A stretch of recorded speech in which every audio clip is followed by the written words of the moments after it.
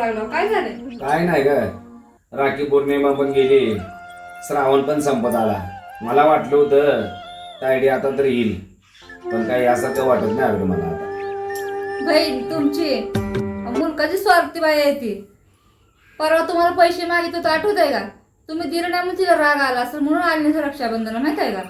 तुम्हाला कधी माणसं ओळखायची कळत नाही. माझी बहीण माझ्या म्हणजे सगळं पाक लुटून मोकळं होतं. अगं आपलं कांद्याचं बिल आलं होतं आणि तिच्या मुलाची ऍडमिशनची फी भरायची होती, मग तिने फक्त 5,000 तर मागितले. आणि तू काय बोलते स्वार्थी? अगं ती जर स्वार्थी असती तर बापाच्या यशाला आलेली 5 एकर जमीन पण तिने घेतली असती की काय?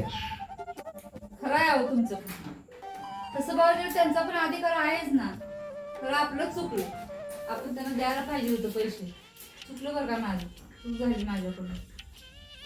जाऊ दे, तुला समजलं ना, ही सुद्धा खूप मोठी गोष्ट आहे.